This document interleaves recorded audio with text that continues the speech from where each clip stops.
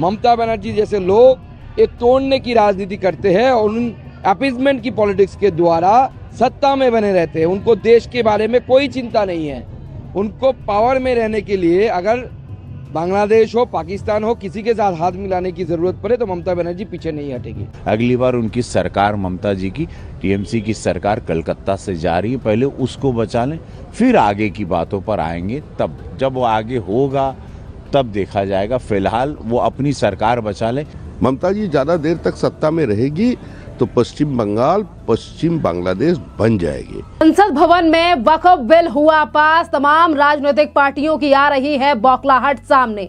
पर आपके लिए बता दें कि जब से लोकसभा और राज्यसभा में हुआ है ये बिल पेश, जिसके बाद अब ममता बनर्जी ने देश की मोदी सरकार के लिए दे दी है चेतावनी। ममता बनर्जी का कहना है कि मोदी सरकार के बाद आएगी हमारी सरकार और फिर हम एक बार फिर से लेकर आएंगे वक्फ का बिल और इसी सदन में करेंगे उसे पास।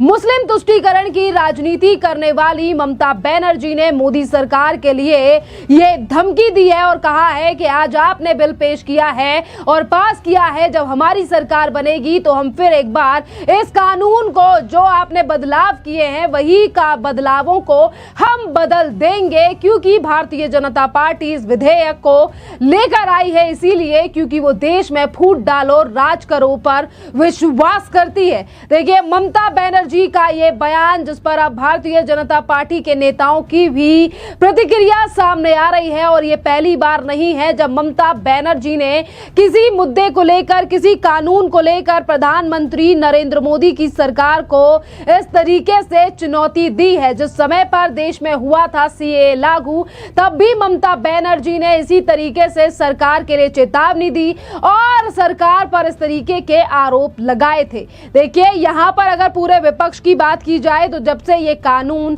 लाने की बात मोदी सरकार के द्वारा की गई थी तब से ही लगातार सवाल उठ रहे थे, पर इस बार ममता बनर्जी ने जिस तरीके से चुनौती दी है, जिस पर अब सिर्फ बीजेपी ही नहीं बल्कि जनता भी ये कहने लगी है कि अपने वोट बैंक के लिए कुछ भी करेगी ममता बनर्जी, जो द्वीप भारत को भारत नहीं बल्कि बंगाल बनाना चाहती है। ममता बनर्जी ने किस तरीके से प्रधानमंत्री नरेंद्र मोदी की सरकार पर आरोप लगाया है और ये कहा है कि मेरे सांसद वक्फ के मुद्दे पर बोलने के लिए दिल्ली में मौजूद थे।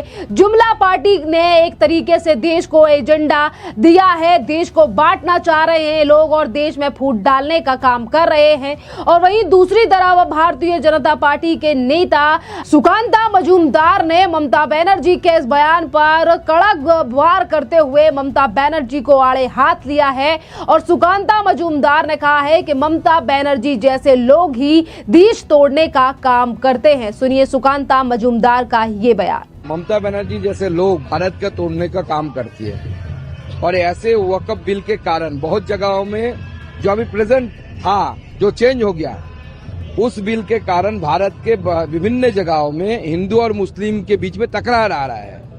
अगर पहले वाला कानून से जो ममता बनर्जी और उनकी लोग करते थे कि सडनली एक दिन आपको बोले कि आपका लैंड जो है जहाँ पे आप रहती है वो वक्फ प्रॉपर्टी है और आप कोर्ट में जाके रीट पिटीशन के अलावा और कुछ नहीं कर पाती, तो आपको कैसा लगता था उस समय? तो ये तकरार बराती थी दोनों समुदायों के ऊपर। ममता बनर्जी जैसे लोग एक तोड़ने की राजनीति करते हैं और उन अपीजमेंट की पॉलिटिक्स के द्वारा सत्ता में बने रहते हैं। उनको देश के बारे में कोई चिंता नहीं है। उनको पावर में रहने के लिए अगर बांग्लादेश हो, पाकिस्तान हो, किसी के साथ हाथ मिलाने की जरूरत पड़े तो ममता बनर्जी पीछे नहीं हटेगी। उनको पावर चाहिए, सत्ता चाहिए। डिवाइड एंड रूल वो लोग करते हैं जो अंग्रेज के नाजायज औलाद यहाँ पे रह गए, वो लोग करते हैं, हम नहीं करते। तो देखिए सुकांता मजूमदार भी पश्चिम बंगाल से ही आते हैं और कई अहम मुद्दों को लेकर भी उन्होंने ममता बनर्जी पर हमला बोला कि किस तरीके से ममता बनर्जी सिर्फ और सिर्फ अल्पसंख्यकों पर राजनीति करती हैं और वहीं दूसरी तरफ वो किस तरीके से लोगों को बरगलाने का काम कर रही हैं। यहीं पर आपके लिए बता दें कि भारतीय जनता पार्टी के सांसद रवि किशन ने भी ममता बनर्जी के बयान को लेकर कहा है कि ममता बनर्जी हमारी सरकार सरकार की बाद में बात करें, पहले तो जो पश्चिम बंगाल में विधानसभा के चुनाव 2026 में आने वाले हैं, उन चुनावों में अपनी सरकार कैसे बचानी है, इस पर विचार करना चाहिए ममता बनर्जी को। सुनिए रवि किशन का ये बयान। बात वो नहीं है जो वो भी है, ये इसमें बहुत सारा कहते हैं ना घमंड की खुशबू आ रही है या जो भी है, ये अच्छी बात नहीं। पहली बात तो जो मैं आपको ज़मीनी हकीकत बताऊं, अगली बार उनकी सरकार ममता जी की टीएमसी की सरकार कलकत्ता से जा रही है, पहले उसको बचा लें, फिर आगे की बातों पर आएंगे। तब जब वो आगे होगा तब देखा जाएगा। फिलहाल वो अपनी सरकार बचा ले। ये बिल तो पारित हो गया, गरीब मुसलमान खुश है, गोरखपुर में मिठाइयाँ बांटी गई, हर जगह पटाखे तोड़े जा रहे हैं देश में। गरीब को पता है कि अब उसका हक उसको मिलेगा, जिसके नाम पर, अल्लाह के नाम पे जो ज़मीनें दी गई थी, अब वो एक्चुअली काम आएगी और उस पर हिसाब किताब, अकाउंटेबिलिटी रहेगी कि किसको कितना पैसा मिल रहा है और हक का पैसा सबको मिलेगा। रवि किशन के साथ साथ ही बीजेपी के तमाम नेता आज ममता बनर्जी के लिए बयान दे रहे हैं और ये कह रहे हैं कि ममता बनर्जी का वोट बैंक कहीं खसक ना जाए, इसीलिए ममता बनर्जी ज्यादा चिंतित हैं। लगातार सवाल उठाए जा रहे हैं क्योंकि ममता बनर्जी को सालों से सरकार में बनाने वाले ये वही अवैध रोहिंग्या बांग्लादेशी और वो ऐसे यानी कि ऐसे लोग हैं जो कि कानून और संविधान को नहीं मानते हैं और हमेशा से ममता बनर्जी उन्हें ही बचाने का काम करती आई हैं। और इन्हीं तमाम मुद्दों पर घेरते हुए आज ममता बनर्जी पर बीजेपी के एक और विधायक और नेता समीक भट्टाचार्य ने भी बड़ा हमला बोलते हुए कहा है कि ममता बनर्जी अगर बंगाल में ज्यादा दिनों तक रहेंगी तो ये बंगाल को यानी कि पश्चिम बंगाल को बांग्लादेश बना देंगी। और सुनिए समीक भट्टाचार्य का ये बयान। Mamta's politics is divisive politics. On the basis of religion, she wants to divide the society. और उसी का कारण पश्चिम बंगाल में हालत ऐसा हो गया, जब ममता जी का किसी एमएलए खुलेआम बोल रहे हैं जो हिंदू 30% है, जब चाहे हम काट कर भागीरथी में बहा देंगे। ममता बनर्जी के कैबिनेट मिनिस्टर असेंबली का सामने खड़ा होकर बोल रहे हैं, हम दो हमारा दो नहीं, हम दो हमारा 6 होना चाहिए। ममता बनर्जी का और एक कैबिनेट मिनिस्टर बोल रहे हैं जो हिंदू है वो दुर्भागा है, उसको कन्वर्शन पे लाना चाहिए, सबको एक एक करके कन्वर्ट करना चाहिए। तो ममता जी तो इसका खिलाफ कुछ नहीं बोला। ममता जी ज़्यादा देर तक सत्ता में रहेगी तो पश्चिम बंगाल पश्चिम बांग्लादेश बन जाएगी। भारत का और पश्चिम बंगाल का जो बहुसंख्यक लोग हैं वो अभी इकट्ठा हो गए। ममता जी का जाना तैयार है, निश्चित है। ममता बनर्जी पार्लियामेंट में क्या कानून लाएगी?